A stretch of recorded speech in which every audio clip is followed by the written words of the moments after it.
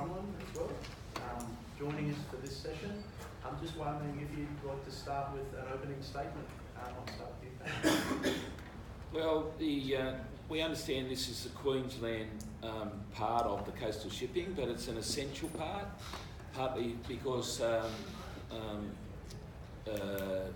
the importance of the weeper trade has been identified this morning, but for other reasons now, that with energy and the crisis in procurement, the high cost of LNG, it's clear that Queensland is going to continue to be a provider, just not for the export market, but we're concentrating intrastate here as part of an overall framework that is going to be an essential component in the energy crisis currently going on.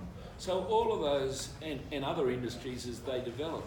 So this is the engine room of growth in many ways, the same as Western Australia, translating commodity, whether they be hydrocarbon commodity or mineral commodity, into value adding, and then building a structured infrastructure around that will provide jobs, national wealth, taxation. Shipping is essential.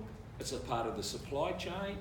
It's an internal supply chain, it's not an external. Listening this morning, there's some confusion about the export trade, and the export trade is largely a deregulated trade that operates under really union agreement with the ITF, and Dean will go into that. I'll steer clear of that, Chair. And this is an essential part of the Australian supply chain. There is no difference in legislation, or should it be. There are some anomalies we'll get to, like temporary licences, but the internal trade is no different than road and rail. That you've got a corporate structure, you've got corporate accountability, you've got Australian standards of safety, you've got Australian labour standards, you've got Australian standards of national security. All of those things are operating under the same umbrella. For some reason, in the last 20 years, whether it's through policy negligence, whether it's been through, I guess, an ideological slant within government, the legislation has changed. Australia, for the last 100 years, has relied on shipping as part of an essential part of the supply chain. Before road and rail started reaching into northern Queensland, the only way that you move your product around the Australian coast, sugar out of cans, when you look at the history of coastal shipping in this coast, shipping was the fundamental basis for how you moved your cargo inter and intrastate. And it's no different, and in fact, it may have turned from sugar, into other commodities, agricultural commodities, so you're not hubbing into Brisbane, now into, as I say, energy, bauxite, alumina and minerals. So we've got a responsibility to provide long-term investment,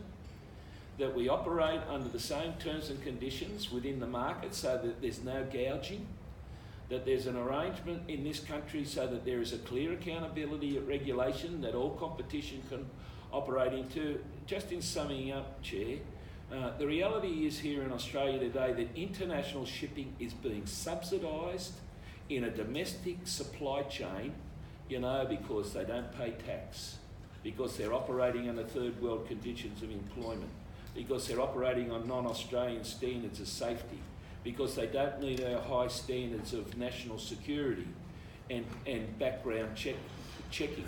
So what's effectively done, we're subsidising an international industry and at the same time dismantling an existing infrastructure at a time that shipping, you don't have to maintain rail, you don't have to maintain the road. The channels are there, the ports are there. This is a fundamental supply chain component, and we're blowing it because we're letting the exemptions under regulation become the rule, and we're dumbing down on long-term capital productivity and labour productivity in an industry that's going to become increasingly essential, not only to the Queensland national and economic interest, but to the Australian economic and national interest. Thank you. Yes, we did hear that about